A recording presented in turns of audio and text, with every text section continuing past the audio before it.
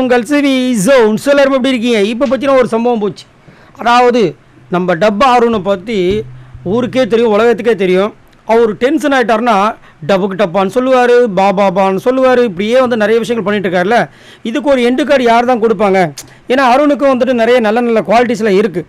ஆனால் டென்ஷன் ஆகிட்டார்னா அவர் வந்து அவரை மீறி வந்து நிறைய விஷயங்கள் பண்ணி நிறைய சர்ச்சைகளை மாட்டிக்கிறார்.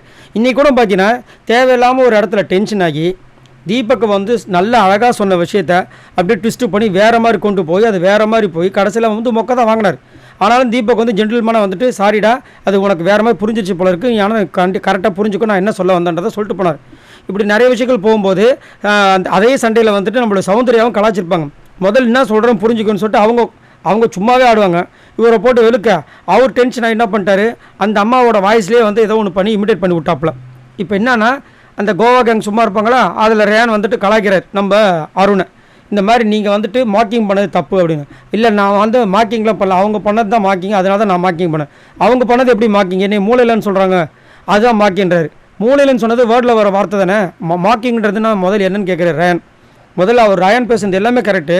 ஆனால் ஆல்ரெடி வந்து கோவா கேங் கூடனா இந்த மாதிரி வரீங்களே, ஏற்கனவே கலாய்ச்சி இந்த மாதிரி பண்ணியிருக்காங்க.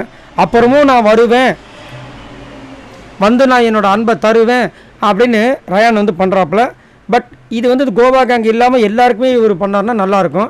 ஸோ அவர் கேட்குறாரு மார்க்கிங்னா என்னென்னு தெரியுமா உங்களுக்கு, நார்மலாக பேசும்போது எப்படி மார்க்கிங் வரும் அப்படி இப்படின்னு கலாய்ச்சா இவர் வந்துட்டு மார்க்கிங்க்கு வேறு மாதிரி ஒரு அர்த்தத்தை கொடுக்கும்போது அவருடைய கத்தியெடுத்து அவருக்கே சொருவாங்க பார்த்திங்களா. அந்த மாதிரி வந்துட்டு போன வாரம் வரைக்கும் கையெடுத்து கும்பிட்டா மார்க்கிங் கிடையாது, இதெல்லாம் நீங்கள் தானே சொன்னீங்க, இப்போ என்னமோ புதுசாக வந்து பேசுறதுக்கே மார்க்கிங் சொல்கிறீங்க அப்படின்னு பூச்சி கலாய்க்க. அப்போ இப்படியே கான்வர்சேஷன் பில்டப் ஆகிட்டு இருக்கும்போது முத்து வந்தார். வந்து செவிலே ஒரு அற விடுற மாதிரி ஒரு விஷயத்தை பண்ணார். என்னென்னா அருண், உனக்கு நான் ஒன்று சொல்கிறேன், நல்லா நோட் பண்ணிக்கோ. நீ வந்துட்டு ஒருத்தங்க உன்னை வந்து குற்றச்சாட்டு வைக்கிறாங்களா, அதை ஷட்டில் நீ ஹேண்டில் பண்ணனா அவங்க என்ன தப்பு பண்ணுறாங்கன்றத அதை உன்னால் சொல்ல முடியும். ஆனால் நீ என்ன பண்ணனா, அவங்க ஒருத்தங்க வந்துட்டு உன்னை திட்டாங்க ஏதாவது சொல்லிட்டாங்கன்னா நீ ப்ரொவோக் ஆகிட்டு அந்த நேரத்தில் நீ வந்து டென்ஷன் ஆகிட்டு ஒரு விதம் பண்ணுற பற்றியா, அது எங்களுக்கு வேறு மாதிரி தெரியுது, அது நல்லால. அதனால தான் நீ பண்ணுறது அவங்க பண்ணுறது தப்பாகவே போயிடுது, கடைசி வரைக்கும் யார் தப்பு பண்ணாங்கன்ற விஷயங்களே தெரியாமல் போயிடுது. அதனால் இனிமேல் ப்ரொவோக் ஆகாமல் பேசுகிற வழியை பாரு முடிச்சு விட்டு போயிட்டார். அதுக்கப்புறம் அருண் பேசவே இல்லை. என்ன இது அப்படின்ற மாதிரி இருந்துச்சு. ஏன்னா அது வரைக்கும் பார்த்தீங்கன்னா அருண் எல்லார்கிட்டும் பேசி ஒரு வழி ஆக்கிட்டு இருந்தார். முத்து வந்து சொன்ன உடனே வாயை மூடிட்டார். இதுதான் கரெக்டானது. இதுக்கப்புறமா அது அருண், உங்களுடைய மரியாதையும் உங்களுடைய சுயமரியாதையை பாதுகாக்க வேண்டியது உங்களோட கடமை.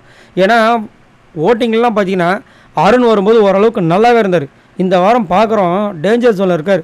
டேஞ்சர் ஜோனில் இருக்க வேண்டிய ஆள் அவர்.